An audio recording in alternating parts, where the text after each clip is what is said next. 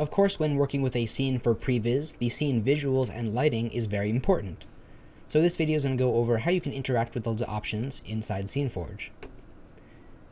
Within stage mode, you can go to the visual settings on the left and go through all the options here. From the top down, we have the Edit Terrain button, which opens up the terrain editing menu, allowing you to add foliage,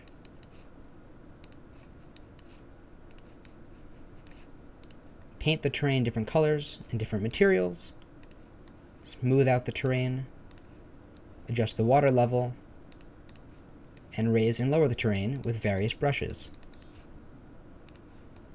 You can also open up the color grading menu for a full suite of color grading tools. And you can also import and export the color grading file to a standalone file that you can share between projects and people. Next, of course, we have the Scene Time of Day slider, which adjusts the dynamic skybox as well as the directional light. You also have the Sky Rotation, which adjusts the directional light's y-axis, which adjusts the actual skybox itself as well as the direction of shadows in the scene. Next, you can select the tone mapping and indirect light intensity, which can be none, neutral, or ACES, which is the Academy Color Encoding System. You can also choose the indirect lighting intensity with screen space global illumination. Keep in mind that at this point, a lot of these effects are very GPU heavy, so keep that in mind with performance, depending on what hardware you're working with. If you have an HDRI skybox, you can import it and use it instead of the dynamic skybox. You can adjust the cloud move speed and density, as well as various fog effects, like volumetric fog, which adjusts the color based on the time of day, or horizon fog for a more lightweight option that is not volumetric, but still does give pretty good results.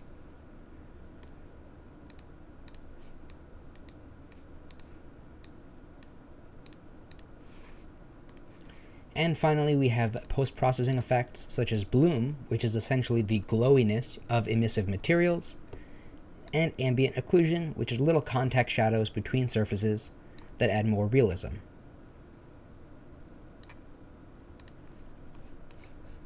Next, on a per light basis, we can go over here to see a bunch of lights that I added to the scene using the library menu. So if you go to the library menu and click on lights, there are a bunch of different options for types of lights. To go through them, we have box light, which is kind of like a spotlight, except it comes from a boxed emitter. And because it's on a rig, you can adjust the light rotation. Same goes for this spotlight.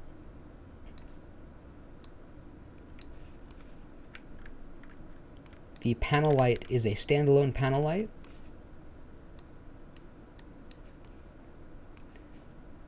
And light bulbs are point lights that emit from all directions.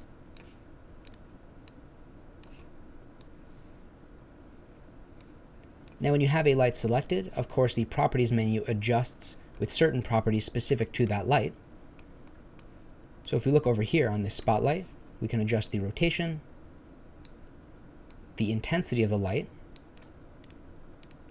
the indirect and global illumination mode, as well as optional volumetric effects that depend on the other light settings.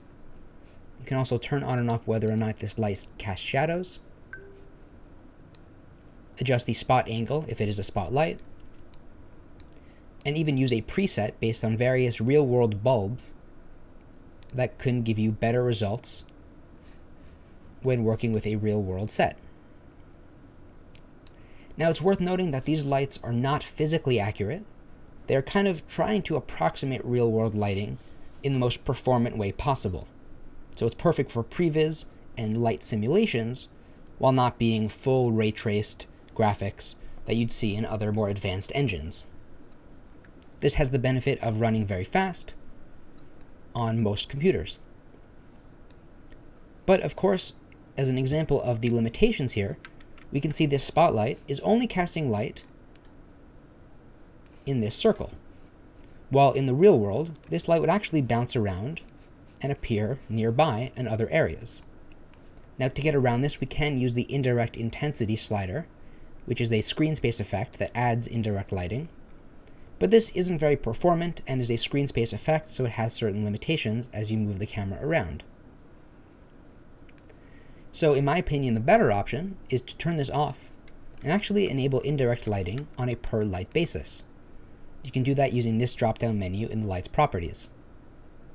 The three options are none, which is completely off, multiplied GI, which kind of multiplies the radius around the light to give the effect of indirect illumination,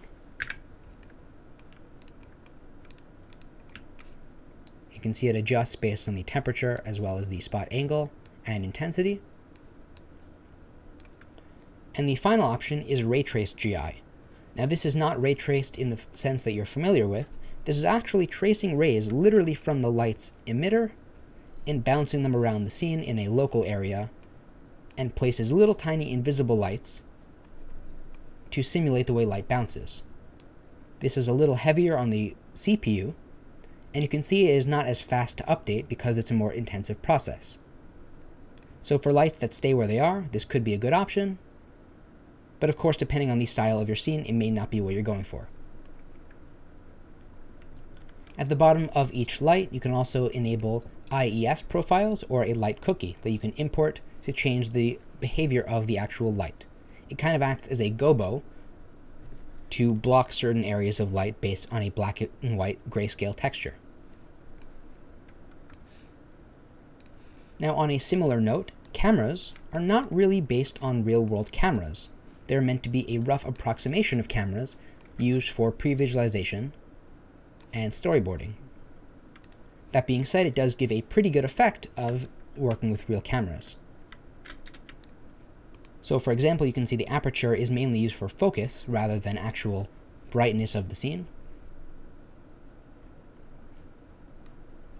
And the focal length is all dependent on the sensor size that you select in the camera's properties.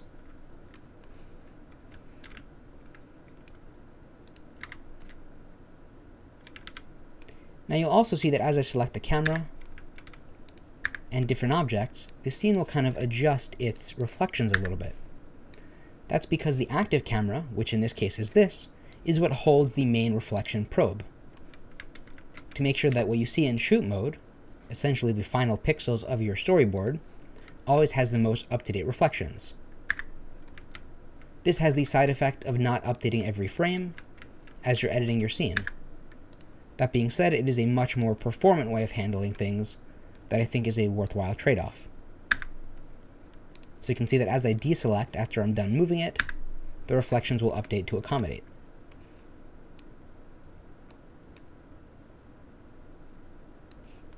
And so that is an overview of the lighting and scene visuals within SceneForge. I know this was a longer video, so if you have any questions, you can leave a comment down below, and I'll get back to you as soon as I can.